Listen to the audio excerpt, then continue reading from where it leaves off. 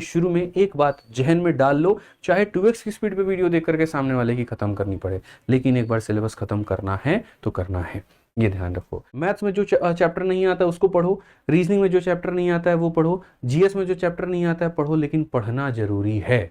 ठीक है, बात आती है यहाँ पर कि मैंने 45 दिन का ही मास्टर प्लान आपको क्यों कहा। हम 40 दिन का भी कह सकते हैं, 35 दिन का भी कह सकते हैं, 15 दिन का भी कह सकते हैं, 50 दिन का भी कह सकते हैं। ये जितनी परीक्षाएं थी उनके लिए औसतन एक दिन मैंने तलाशा कि 45 दिनों में अगर मैं आपकी जगह पर होता, मैं खुद एक एस्पिरेंट होता, मैं वहां पर अपने आप रख करके देखता तो कैसे मेरे भाई पढ़ाई करता।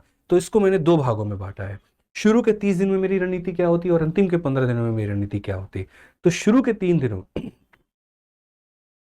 30 दिनों में आपको ये कोशिश करनी है कि मैक्सिमम से मैक्सिमम अपना सिलेबस कंप्लीट करना है। ठीक है, मैथ्स में जो चैप्टर नहीं आता उसको पढ़ो, रीजनिंग में जो चैप्टर नहीं आता है वो पढ़ो, जीएस में जो चैप्टर नहीं आता है पढ़ो, लेकिन पढ़ना जरूरी है। ठीक है, जब तक नहीं पढ़ोगे नुकसान क्या होगा ये बताओ। नुकसान ये होगा कि वो क्वेश्चन तुमको मॉक टेस्ट में आएगा, प्रैक्टिस सेट में आएगा, जब जब आएगा वो गलती होगा, कॉन्फिडेंस डाउन होगा। अब मान लीजिए हिस्ट्री पढ़े ही नहीं आप, मान लीजिए आप पूरा फिजिक्स केमिस्ट्री बायो पढ़े ही नहीं, तो जब जब मॉक टेस्ट दोगे वो तुम्हारा टाइम वेस्ट और कुछ नहीं है।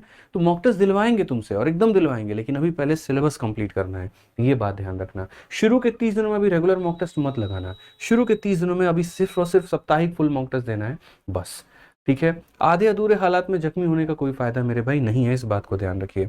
साथ में पिछले 1 वर्ष की करंट अफेयर और स्टैटिक जीके पर पूरा कमांड होना चाहिए।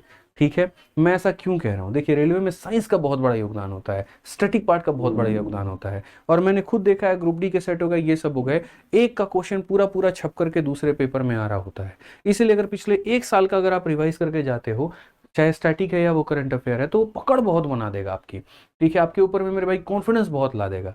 इसकी हम पीडीएफ आपको कहाँ मिलेगा वो भी हम आपको दे देंगे मेरे भाई, बता देंगे कहाँ पर इसकी पीडीएफ आपको मिलने वाली है, लेकिन ये पढ़ करके जरूर जाना। ठीक है, तो सबसे पहले मैथ, इंग्लिश, रीजनिंग, जीएस एक पन्ना उठा लो, उसमें नोट कर लो कौन कौन सा मेरे भाई टॉपिक तुम्हारा बाकी है। मैथ में फलाना चैप्टर है, रीजनिंग में ये है, जीएस में ये है, साइंस में ये है, सारे चैप्टर जो जो लेफ्ट आउट है उसके सामने लिख लो कि हाँ मुझे यहाँ पर इस टीचर से ये पढ़ना है, मुझे यहाँ पर इस किताब से ये पढ़ना है, मुझे यहाँ पर इसके बैच से ये पढ़ना है, ताकि वो पूरा पूरा लेफ्ट आउट पोर्शन आपका खत्म हो जाए।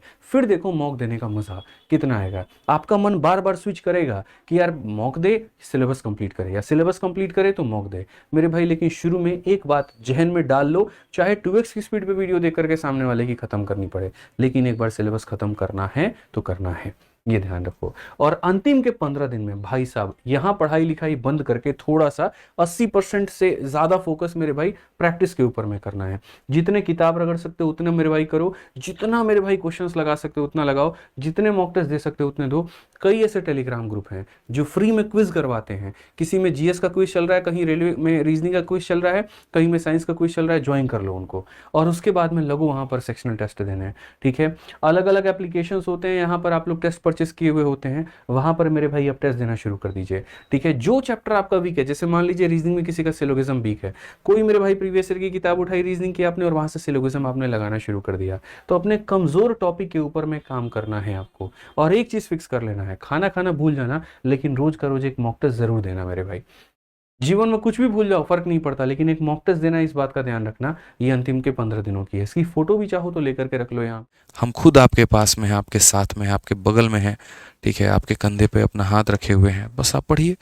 ठीक है, चलिए तो मिलेंगे अगली वीडियो में। आज के लिए दोस्तों इतना ही। अच्छे से पढ़ाई करिए, खुश रहिए, मस्त रहिए, ध्यान रखिए।